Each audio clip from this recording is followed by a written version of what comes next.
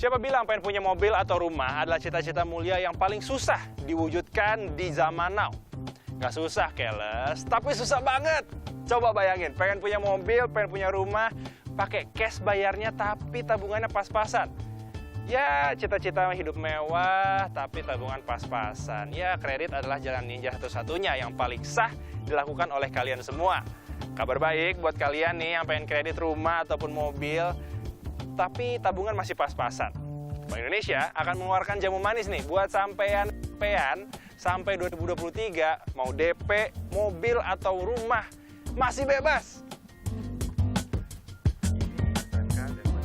Oke, terima kasih. Ini Mas.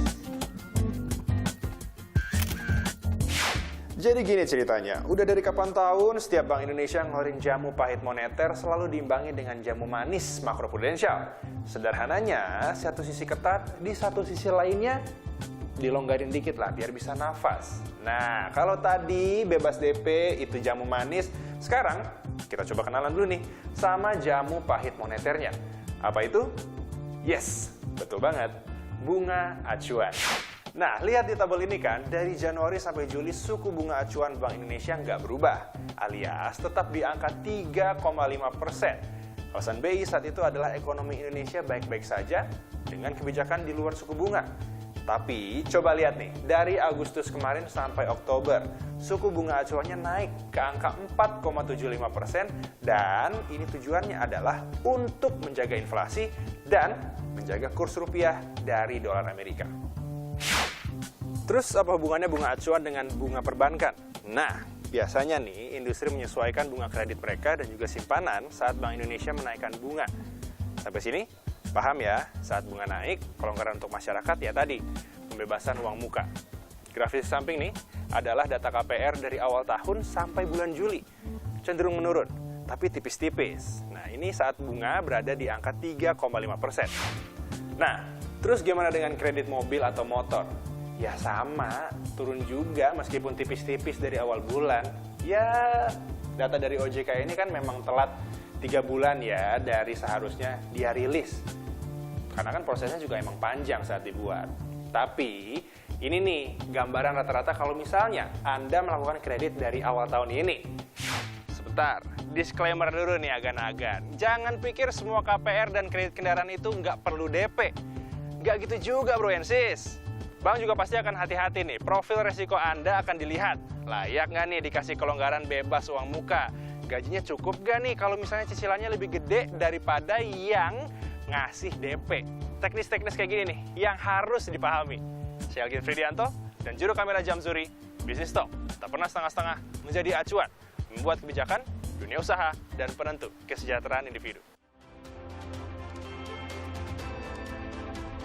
Selamat malam saudara, selamat berjumpa lagi di Selasa Malam di Bisnis Talk bersama saya Mahasiswa Tarigan. Mungkin ini adalah kabar baik ketika Bank Indonesia memutuskan kebijakan DP 0% kendaraan bermotor dan LTV properti diperpanjang sampai akhir tahun 2023. Lantas apakah kebijakan ini bisa mendongkrak perekonomian lebih jauh lagi? Maka malam ini kita akan berdiskusi dengan Sekjen Raya Bapak Hari Gani. Selamat malam Pak Hari.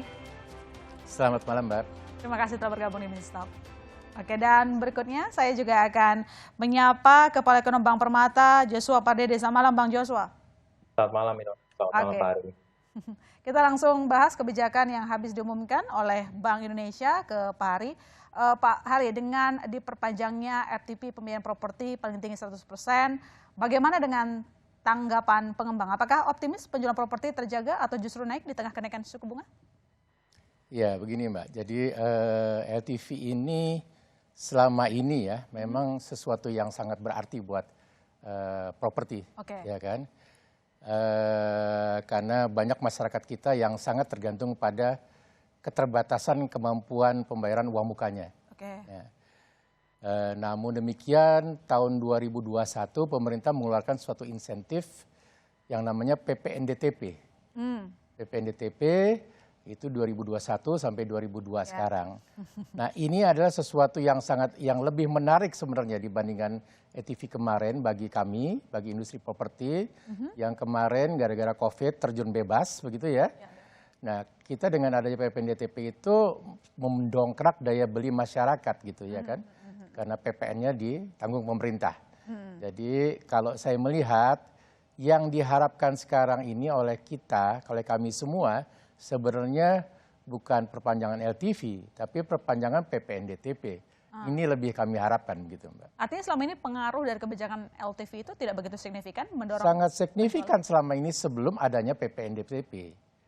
Nah, jadi ini sangat signifikan karena tadi saya bilang masyarakat Indonesia sangat banyak masyarakat Indonesia yang butuh bantuan butuh uang muka yang rendah begitu ya kan. Nah, tapi kebetulan tahun kemarin itu pemerintah punya satu insentif instrumen yang namanya PPNDTP tadi.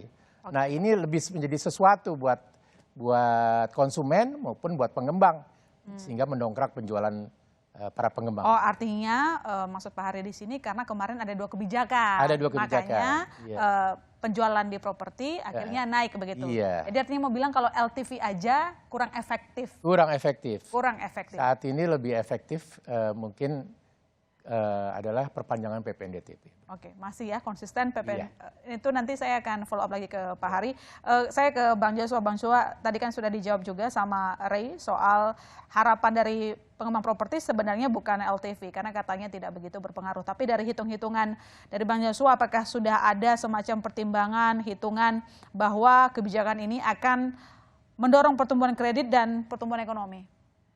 Ya, seperti tadi disampaikan di awal, DPT itu tersebut bahwa Bank Indonesia mengeluarkan bauran kebijakan. Ya, bauran kebijakan moneternya cenderung mengetat dengan kenaikan giro wajib minimum dan juga kenaikan suku bunga acuan BI 7-day repo rate. Ya. Nah, tentunya di sisi lain namanya juga bauran. Ya, bauran kebijakan berarti ada yang tadi dinamakan jamu agak pahit. Nah, ini jamu agak manisnya. Jamu agak manisnya ini datangnya dari kebijakan makroprudensial, yakni tadi dengan kelonggaran LTV dan juga DP kendaraan bermotor. Nah, saya sepakat ya bahwa pada saat pandemi 2020-2021, kombinasi kebijakan ya PPNDTP kendaraan bermotor, lalu juga PPNDTP properti, PPNBM kendaraan bermotor, dikombinasikan juga dengan pelonggaran LTV properti dan juga DP kendaraan bermotor, plus tambah lagi juga dengan kita juga perlu ingat adalah ATMR dari sisi OJK ya, perbankan untuk properti itu juga penting sekali. Jadi karena ada gabungan kebijakan dari pemerintah, dari BI dan OJK, maka kita melihat bahwa dampak dari gabungan kebijakan itu sebenarnya sangat positif ya. Kami mencermati dampaknya positif kalau kita lihat dari sisi kredit konsumsi. Pada saat pandemi yang lalu, ya di awal-awal pandemi 2020 sampai dengan pertengahan 2021, itu memang kredit konsumsi yang relatif lebih bertahan ketimbang kredit produktif lainnya, gitu ya. Dan kita pun juga ini menjadi salah satu strategi yang tepat karena konsumsi masih menjadi pendorong utama ekonomi kita, ya lebih dari 55 sampai 58% ekonomi kita ini ditopang oleh konsumsi masyarakat. Jadi saya pikir memang tentu bagaimana kebijakan-kebijakan yang diarahkan untuk menjaga momentum konsumsi rumah tangga ini saya pikir sangat tepat. Nah, tapi memang tadi ya constraint-nya di tahun depan kita mengetahui bahwa anggaran PEN ini sudah tidak ada lagi. Ini harus kita sadari bahwa dari sisi kebijakan APBN ya defisit fiskal pun juga sudah kembali 3% maksimal terhadap PDB di tahun depan, sehingga konsekuensinya tentu yang diharapkan oleh Pak Hari tadi adalah dari sisi pelonggaran ataupun insentif dari PPNDTP ini memang semua pihak pasti mengharapkan untuk diperpanjang gitu. Tapi kita juga perlu melihat dari sisi fiskalnya sendiri ya, dengan ruang fiskal yang lebih terbatas. Tentu ini perpanjangan itu memang masih ada potensi, tapi tentu saya melihat probability-nya untuk diperpanjang relatif kecil gitu. Tapi tentunya ya tadi dengan kombinasi ataupun tadi dengan jamu manis yang disampaikan oleh ataupun diimplementasikan oleh Bank Indonesia, harapannya ini tetap menjaga ya, artinya jangan sampai konsumsi ini terus melambat ya, dan juga dari sisi penjualan otomotif pun juga ini ataupun penjualan properti ini diharapkan tidak mengalami penurunan yang signifikan. Jadi intinya bukan harapannya kita mendorong secara positif, tapi bagaimana membatasi dampak ya, apalagi kita mencermati tahun depan kondisi resesi global cukup nyata, ditambah lagi juga dampak dari kenaikan suku bunga acuan BI. Jadi tentu kita berharap bahwa upaya-upaya kebijakan jamu manis ini diharapkan tadi membatasi agar tidak terjadi perlambatan yang sangat signifikan dari sisi konsumsi masyarakat. Oke, meski tadi kalau saya dengar penjelasan Bang Joshua bahwa sebenarnya meski kita sudah selesai dari pandemi ya, hampir selesai begitu, tapi ternyata kombinasi kebijakan yang mampu mendorong pertumbuhan di sektor properti begitu. Cuman apakah dengan LTV ini kita mampu menahan setidaknya tren pertumbuhannya, meski tidak mendorong signifikan? Iya, itu saya pikir bergantung lagi bagaimana transmisi suku bunganya, ya, transmisi suku bunga kredit perbankan dari suku bunga acuan BI. Dan ini sekali lagi akan sangat bergantung juga kepada kondisi likuiditas perbankan. Kalau kita mencermati, jadi dalam 10 tahun terakhir kali Bank Indonesia melakukan pengetatan kebijakan moneter itu 2013 dan 2018, ya. Nah, ini ada fenomena yang berbeda ataupun perilaku yang berbeda. Pada saat 2013 taper tantrum, ya kan, Bank Indonesia menaikkan suku bunga. Ini perbankan cenderung cukup responsif, ya, artinya cukup adaptif dalam kenaikan suku bunga kreditnya, suku bunga kredit perbankan. Nah, tapi kalau kita lihat 2018, ya, kita bisa cross check datanya. Data OJK justru menunjukkan bahwa suku bunga kredit perbankan cenderung malah turun, termasuk juga suku bunga KPR, KPA, dan juga kredit kendaraan bermotor. Ya, karena apa? Kondisi likuiditas perbankannya relatif masih longgar. Jadi kita pun juga melihat pada kondisi saat ini, ya, sekalipun memang transmisi suku bunga acuan BI terhadap suku bunga kredit perbankan itu tentunya akan terdapat time lag gitu ya. Nah, tapi waktu penyesuaian, tapi kita melihat bahwa dampak kenaikannya pun juga harapannya tidak signifikan kenaikannya, ya. Mudah-mudahan bisa kenaikannya terbatas gitu, sehingga harapannya ini tetap akan bisa menjaga optimisme dari sisi konsumen, khususnya yang tadi masih memerlukan properti sebagai kebutuhan dasarnya. Oke, baik, terima kasih Bang Joshua. Saya ke Pak Hari. Pak Hari, karena tadi disinggung juga soal kenaikan suku bunga, kemarin kan BI juga sudah menaikkan lagi suku bunga acuannya 50 basis point. Nah, kalau ini apakah pengembang sekarang juga sudah mulai agak deg-degan kalau misalnya nanti perbankan akan mengikuti kebijakan langkah BI tersebut? Saya setuju tadi yang disampaikan bahwa kelihatannya perbankan responnya juga akan hati-hati ya, karena ini ekonomi baru pulih, sektor properti juga baru pulih, ya kan. Jadi sementara masih banyak stok nih dari produk-produk properti komersial maupun produk properti rumah subsidi gitu yang belum terjual. Nah, ini yang penting ini jalan dulu gitu ya kan. Nah, jadi saya pikir kalaupun ada kenaikan, kenaikannya tidak signifikan lah. Ya.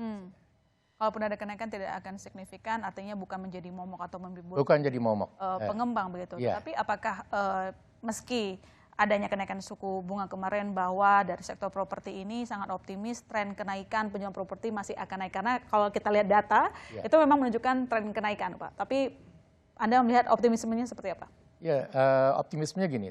Sekarang trennya naik, ya kan? Penjualan di properti komersial terbesar itu kan ada di sekitar Jabodetabek, Banten ya. Itu tumbuh sekitar 18%.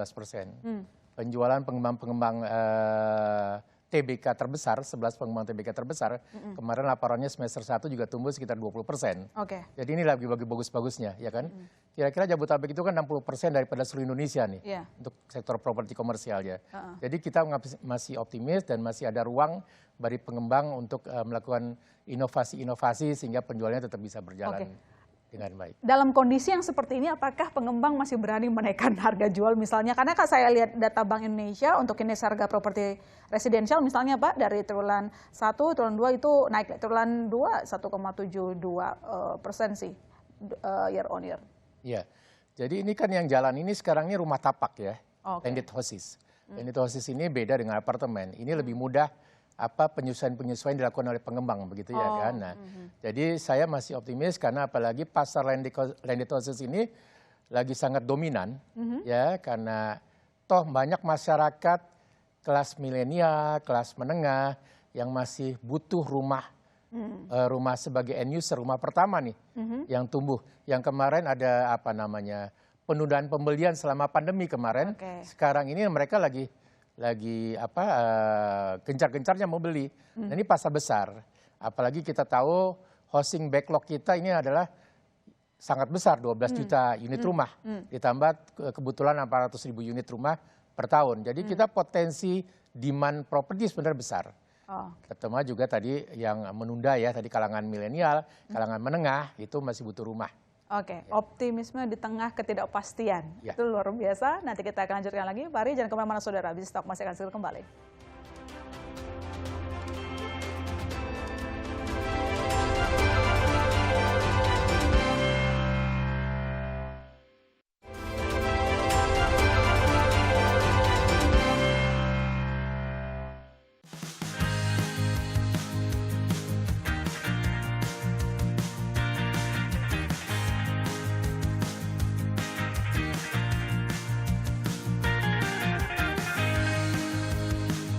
Melanjutkan pelonggaran rasio loan to value ratio, financing to value ratio, LTV, FTV, kredit pembiayaan properti menjadi paling tinggi 100% untuk semua jenis properti.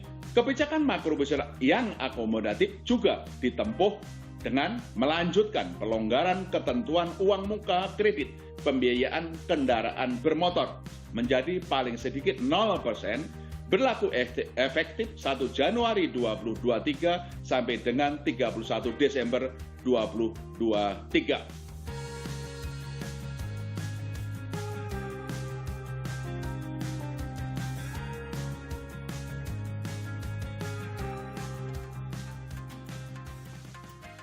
Sempat dengar berita nggak nih, kan kemarin rencananya pemerintah mau memperpanjang nih pemberian insentif DP 0% buat kredit rumah sama kredit otomotif sampai 2023. Pernah dengar nggak? Pernah sih. Saya sudah mendengarnya dan sudah tahu dari berita-berita acara online. Tanggapannya gimana nih? Kalau saya sih masih kurang setuju ya, karena kita tahu sendiri di Indonesia kan untuk masalah begitu kan kadang-kadang susah untuk mengurus. Bagi aku sih ya itu suatu kesempatan yang bagus. Rada kontra ya, karena kan 2023 itu ada berita kita mau resesi. Jadi kalau misalnya emang DP 0%-nya diperpanjang, yang tadinya mempermudah takutnya malah mempersulit. Ada rencana nggak sih mau beli rumah atau mau kredit kendaraan bermotor dalam waktu dekat ini? Nggak dulu, mungkin karena ekonomi di Indonesia belum membaik ya. Kebetulan lagi nyari-nyari rumah ya. DP-nya 0% gitu ya? Semoga aja benar terrealisasi. Ya, kita lanjutkan diskusi kita dan di segmen ini telah bergabung bersama kita wartawan Insan Kontan, Mas Cipta Hoyana. Selamat malam, Mas Cipta. Selamat malam, Ilona. Oke, Mas Cipta langsung aja deh saya tanya. Ya. Dari pandangan redaksi, bagaimana dengan kebijakan BI memperpanjang DP 0% kendaraan bermotor dan LTV properti?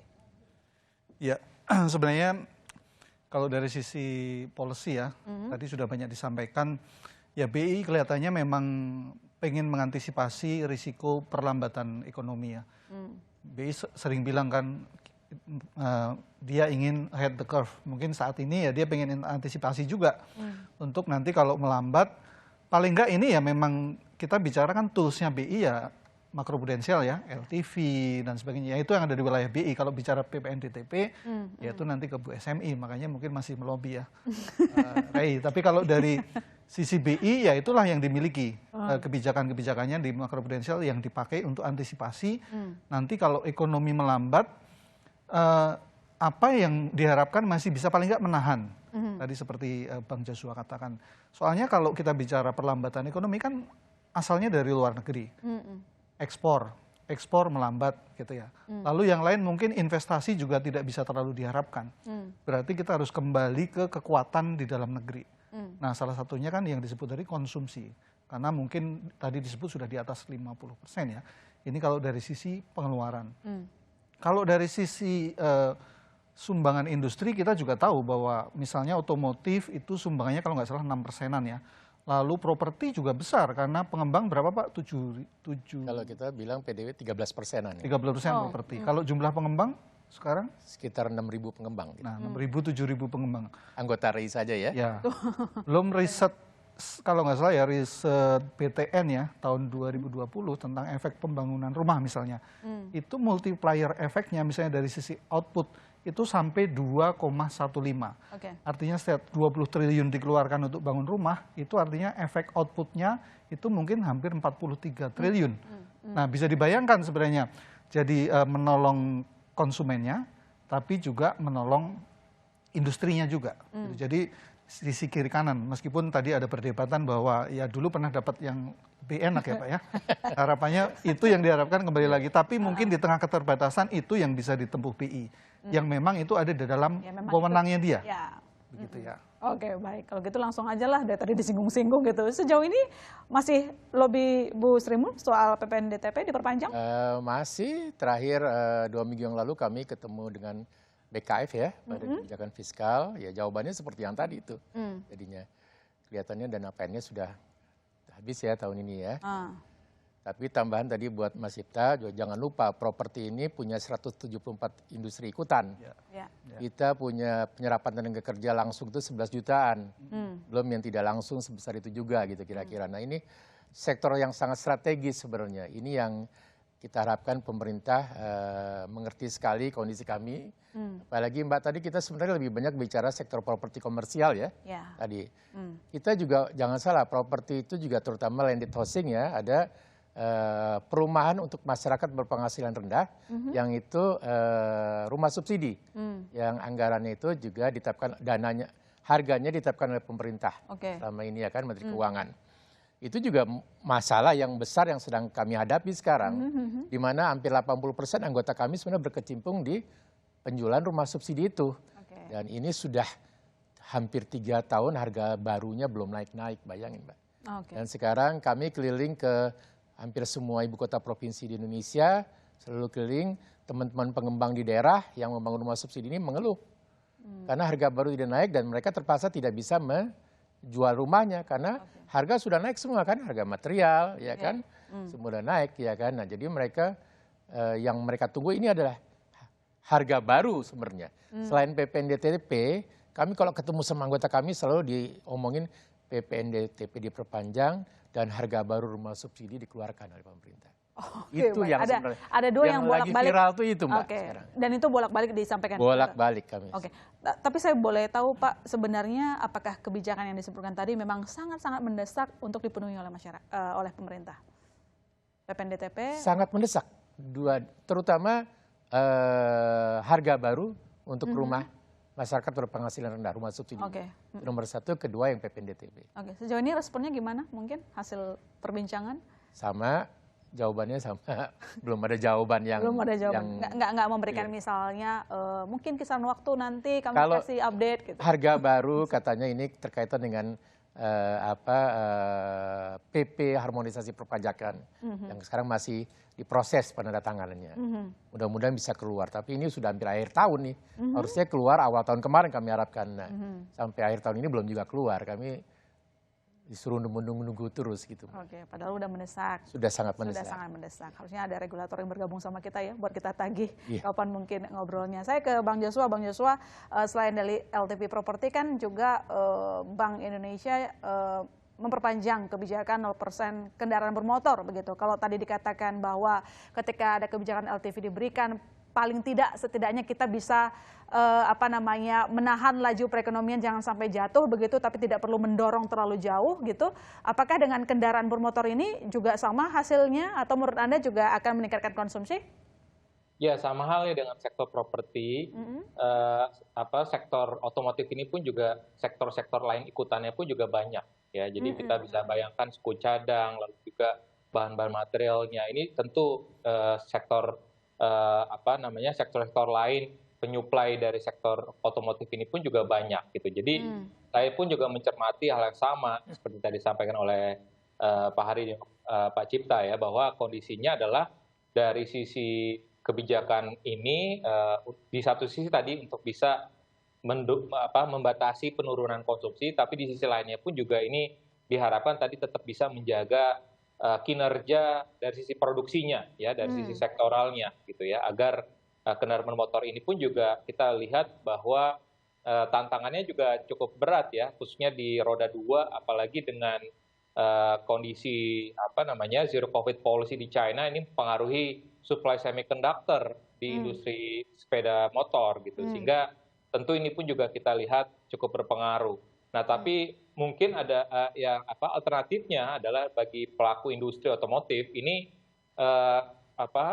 mobil-mobil LCGC ini masih menjadi unggulan ya. Kalau kita melihat kemarin di Expo Otomotif sendiri mobil LCGC yang masih dalam jangkauan kelas menengah ini masih tinggi penjualannya gitu. Jadi artinya ini pun juga kita melihat apalagi dengan beberapa inovasi yang dikeluarkan oleh pemilik merek mobil, tentunya ini menjadi daya tarik lagi ya. Dan apalagi dengan sekarang kondisinya sedang marak juga mobil listrik gitu ya. Dan khususnya untuk mobil listrik sendiri kan BI pun juga memberikan insentif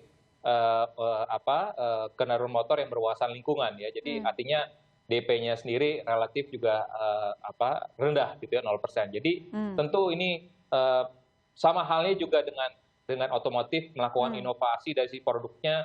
Saya pikir juga mungkin dari si properti pun juga perlu melakukan inovasi ya tadi untuk menjangkau tadi permintaan kelas menengah ya, khususnya tadi misalkan milenial yang baru bekerja ingin memiliki rumah. Mungkin kisaran rumahnya tidak di bawah 1 miliar gitu ya. Jadi ini mungkin harus yang didorong, diupayakan, meskipun tadi mungkin harus ada penyesuaian juga ya harga rumah tadi ya, tentu yang disampaikan oleh Pak Haryani tadi, bahwa ini pun juga harus dipertimbangkan oleh pemerintah karena tadi harga barang material sudah naik juga, lalu juga tenaga kerja pun juga meningkat ya, tentunya ini perlu ada penyesuaian gitu ya. Jadi sehingga dari sisi pengembang ya, khususnya tadi yang penyuplai properti kelas menengah tadi, ini residensial ini tentunya akan produksinya akan kembali meningkat karena backlognya itu kalau saya lihat terdapat di kelas menengah tersebut ya, yang harga rumahnya di bawah 1 miliar, sehingga itu yang saya pikir harus melakukan inovasi juga seperti yang dilakukan oleh sektor otomotif.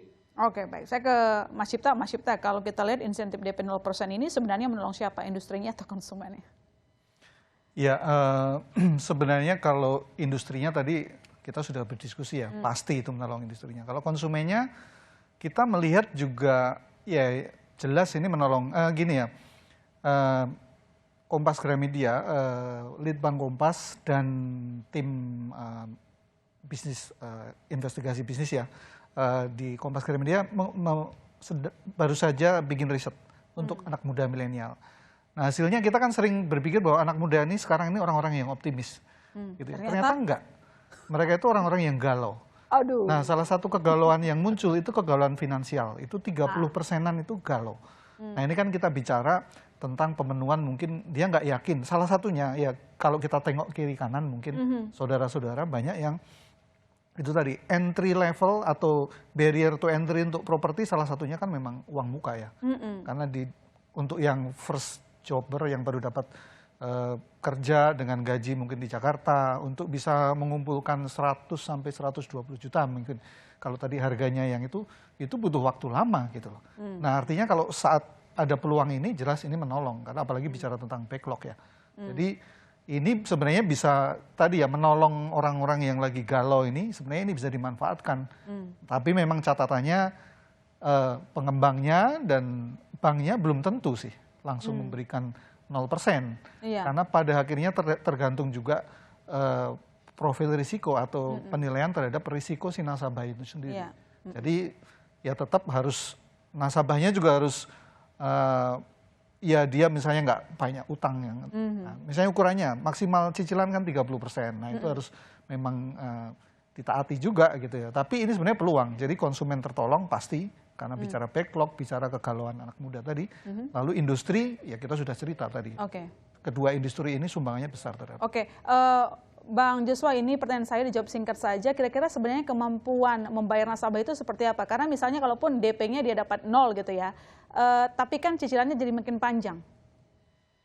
Iya, ini juga ya tentu ini menjadi pilihan buat calon nasabah ataupun calon debitur tersebut ya yang mau mengambil kredit KPR. Tapi tentunya tadi kalau memang dia memiliki cash flow-nya baik ya dan juga dia tentunya dengan kondisi gajinya juga berpendapatan tetap, saya pikir risikonya juga relatif terbatas ya karena tadi dia biasanya untuk yang end users dan dia baru memiliki biasanya dia tingkat kewajibannya, tingkat kepatuhannya relatif cukup tinggi gitu sehingga perbankan pun juga kalau kita melihat dari sisi NPL-nya, untuk NPL KPR per Juli itu masih relatif rendah, masih di kisaran 2,23%. Untuk KPA pun juga masih di bawah 2%, 1,92%. Jadi dari sisi risiko kredit perbankan saat ini ya belum melihat adanya tanda-tanda risiko kredit yang meningkat. Tapi tentu kita tetap akan mengantisipasi prinsip prudent ini tetap akan diimplementasikan oleh perbankan, tapi tentunya kita terus mendukung perekonomian ya supaya tadi dampak dari kondisi global ini pemulihan ekonomi kita tetap bisa berlanjut dan sektor properti dan juga sektor otomotif industri kita ini bisa tetap memiliki kinerja yang positif. Oke, itu harapan kita bersama dan kita akan lanjutkan lagi diskusi kita. Jangan kemana-mana saudara, Business Talk masih akan segera kembali.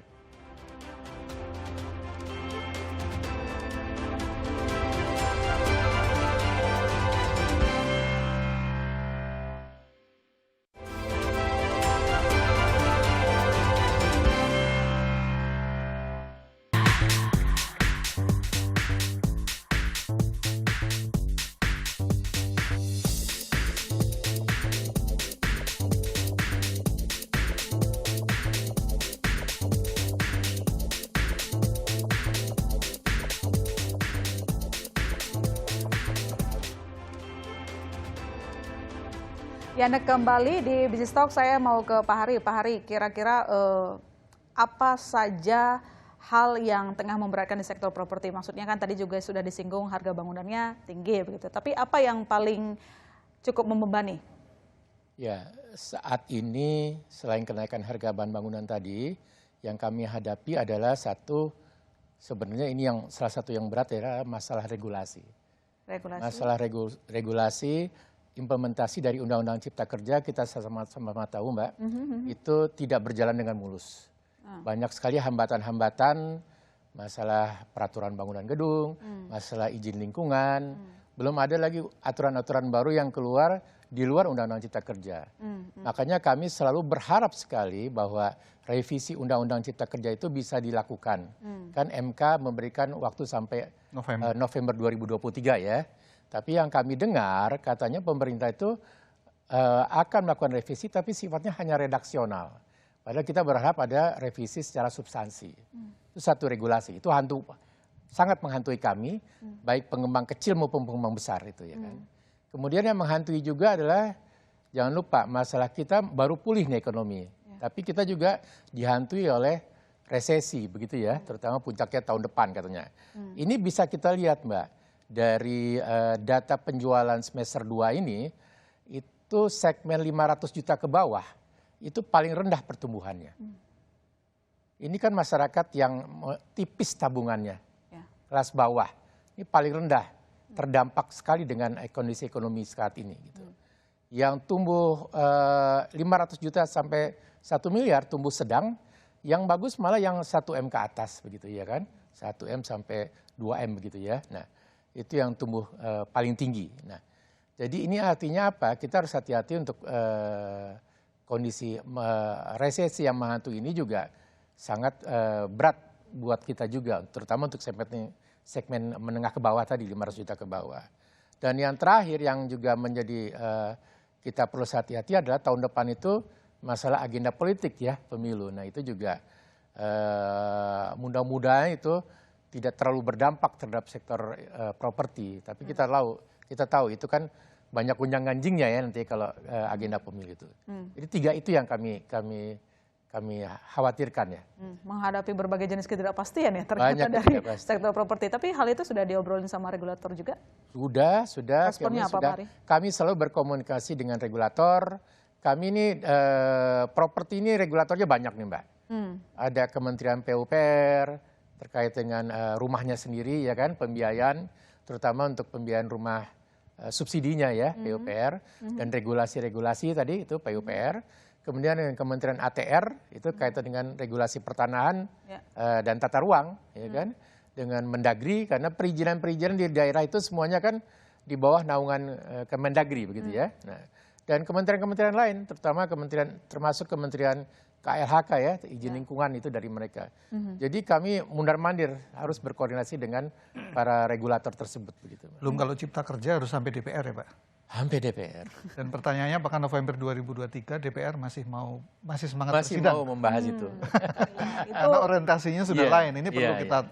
tekankan bahwa tugas belum selesai sebenarnya. Iya. Dan kalau Cipta Kerja itu kan omnibus law, omnibus law yang sebenarnya pengen mengubah semua aturan supaya secara struktural, ya kita bicara secara struktur ekonomi juga ada perubahan yang mendasar dari sisi kebijakan. Tapi kalau ini kan jadi tertunda karena harus direvisi. Nah ini memang harus segera. Karena kalau bisa sebenarnya sebelum tengah tahun depan ya Pak ya, harus segera karena itu tidak hanya bicara properti, tapi banyak industri lain yang menunggu. Karena kalau berubah itu, wah bisa perubahannya juga sangat banyak soal ketenagakerjaan sendiri dan soal yang lain-lain. Itu menjadi ini harus yang kita kawal ya. Pemerintah juga harus konsisten karena kalau dunia usahanya tenang kan, ya ekonomi juga nanti happy outputnya gitu kan. Saya ke Bang Joshua, kita lihat kan ini The Fed juga diperkirakan masih akan menaikkan suku bunganya begitu ya. Di tahun ini pun tahun depan kita belum tahu gitu. Lantas proyeksi dari Bang Joshua bagaimana ke depan terkait dengan kebijakan The Fed?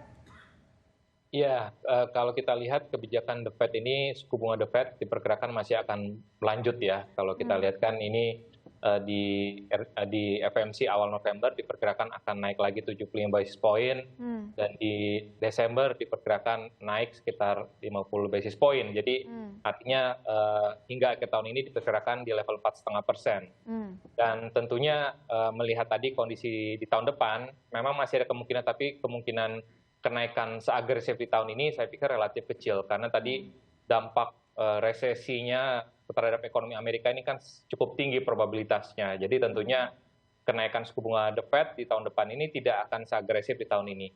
Sehingga ini pun juga kita akan lihat terefleksi juga di arah suku bunga Bank Indonesia, ya, di mana kita juga melihat bahwa suku bunga Bank Indonesia pada RTG bulan ini ya sesuai ekspektasi naik 50 basis point, dan sampai dengan akhir tahun ini pun juga kita perkirakan berpotensi meningkat hingga ataupun naik hingga 5,25%. Dan ini sebenarnya tadi untuk bisa mengendalikan inflasi, karena itu ujung dari daya beli masyarakat, ujung dari konsumsi masyarakat itu bagaimana pengendalian inflasi ini bisa terjaga. Jadi oleh sebab itu kita perlu menyadari bahwa kenaikan suku bunga ini ada dasarnya, ada reasonnya gitu ya.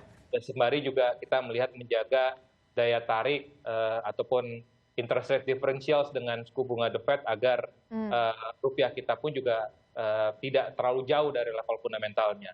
Jadi itu yang kita lihat bahwa harapannya tadi bauran kebijakan ini, ya kombinasi kebijakan jamu manis dan jamu pahit ini diharapkan tadi kita tetap melihat secara objektif dan positif ya, bahwa dampaknya ini guna tadi untuk membatasi penurunan konsumsi ya akibat dari kenaikan suku bunga acuan BI, dan diharapkan tadi ini tetap akan bisa menjadi momentum ya, karena tadi seperti Mas Cipta sampaikan bahwa kondisi perlambatan global yang signifikan itu biasanya akan berimplikasi kepada investasi yang cenderung menurun.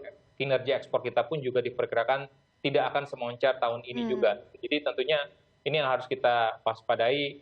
Artinya kalau kita merefer kepada 2008 ya, ekonomi kita tetap menjadi salah satu negara dengan pertumbuhan ekonomi positif itu karena ditopang oleh konsumsinya. Jadi makanya kebijakan apapun yang mengarah ataupun memberikan insentif kepada konsumsi ini kita sambut positif dan kita nilai positif, karena tadi dampaknya untuk bisa menjaga momentum konsumsi yang masih menjadi driver, yang masih menjadi motor penggerak ekonomi Indonesia yang terbesar. Iya, apalagi sebagai catatan angka inflasi naik terus ya, Mas Cipta juga, dan September kemarin 5,95 year on year. Jadi ya benar sekali itu menjadi tugas pemerintah untuk mengendalikan kalau kita mau melajukan ekonomi lebih baik lagi. Saya ke Mas Cipta, kalau gitu Mas Cipta kira-kira ada saran apa untuk konsumen atau calon mereka yang mau beli mobil atau rumah, apakah perlu ambil atau nanti-nanti aja lah? Ya pertama mungkin rumah dulu ya. Rumah ini kan jenis kebutuhan pokok. Istilahnya non-discretionary istilahnya. Jadi sebenarnya memang rumah kita bicara rumah tinggal ya, bisa apartemen, bisa macam-macam. Artinya lebih dini punya itu lebih baik. Artinya sebenarnya peluang ini ya harus dimanfaatkan. Karena ya tadi ada barrier to entry yang sekarang istilahnya kalau melompat itu direndahkan karena uang mukanya menjadi lebih ringan. Jadi harus dimanfaatkan. Beda kalau dengan otomotif. Otomotif itu kan sebenarnya kebutuhan sekunder. Tergantung sih, kalau bisnis bisa utama juga kalau itu untuk model bisnis, dan ini mungkin kesempatan karena cash flow menjadi lebih enak diatur.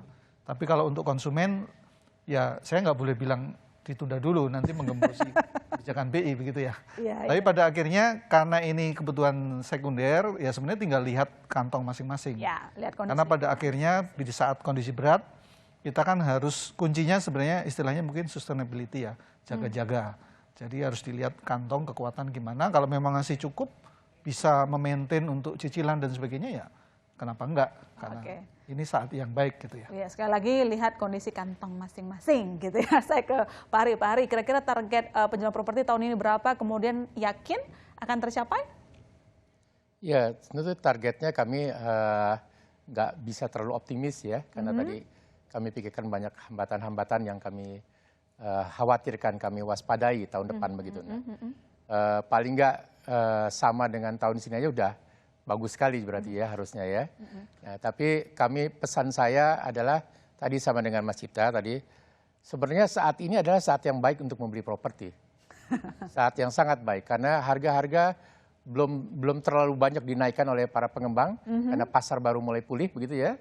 Baik pasar primer maupun sekunder saat ini, terutama kaum milenial ya kan, yang mereka harus sadar bahwa kenaikan gaji mereka tidak akan setinggi kenaikan harga properti yang naik terus. Sebuah realita yang harus dihadapi. Bu Sri Mulyani pernah bilang kan, kaum milenial terancam tidak pernah punya rumah. Kalau nggak beli sekarang begitu ya. Kalau nggak nekat gitu ya. Kalau nggak nekat. Oke, baik, tetap optimis. Makanya jangan cuma galau, harus eksekusi sekarang. Iya, jangan galau-galau aja gitu. Mulailah menyusun soal keuangan pribadi, alokasi-alokasi yang tepat dan juga investasi di masa depan. Saya anak muda, jadi ini sangat sangat penting untuk saya dengarkan. Saya ke Bang Joshua, ini singkat saja Bang Joshua, dengan kondisi yang ya kita katakan tidak pasti dan tahun depan apalagi katanya situasinya akan lebih gelap dibandingkan tahun ini. Pertumbuhan ekonomi Indonesia apakah akan sesuai dengan target pemerintah di level 5 sampai 5,3%? Iya, sekali lagi globalnya dunianya gelap, tapi saya percaya bahwa ekonomi Indonesia masih memiliki bright spot. Dan ini diaminkan oleh Kristalina Georgievina ya, kepala IMF sendiri. Jadi kita melihat bahwa tahun ini kami tetap optimis bahwa pertumbuhan ekonomi akan di atas 5%, dan tentunya kita mencermati tadi dampak dari kenaikan inflasi tahun ini yang direspon dengan kenaikan suku bunga acuan BI, plus ditambah lagi juga dengan kondisi global tahun depan, kami melihat bahwa ada potensi untuk pertumbuhan ekonomi tahun depan cenderung melemah di bawah 5%. Ya, tapi kembali lagi, sekalipun memang cenderung melemah ataupun melambat, tapi tentu kita bandingkan dengan sebagian besar negara-negara di Eropa dan Amerika Serikat yang memiliki pertumbuhan negatif ataupun mengalami resesi, tentunya saya pikir bright spot dari ekonomi Indonesia itu menjadi nyata dan kita bisa menjadi game changer ya, bahwa ekonomi dunia dampak dari gejolak global ini bisa kita redam dengan pertumbuhan ekonomi Indonesia sendiri. Oke, ekonomi Indonesia masih cukup kuat dan ini menjadi salah satu alasan juga tadi Pak Hari begitu optimis bahwa nanti penjualan properti bakalan mencapai target begitu. Terima kasih saya ucapkan kepada Pak Hari Gani, Sekjen REI yang telah bergabung di Business Talk, Pak. Semoga targetnya tercapai sesuai dengan harapan. Saya juga terima kasih ke Bang Joshua Pardede, Kepala Ekonom Bank Permata. Terima kasih telah bergabung dan tentu saja wartawan Nasional Kontan Mas Cipta Wahyana atas masukannya. Dan saudara jangan kemana-mana, Business Talk masih akan segera kembali.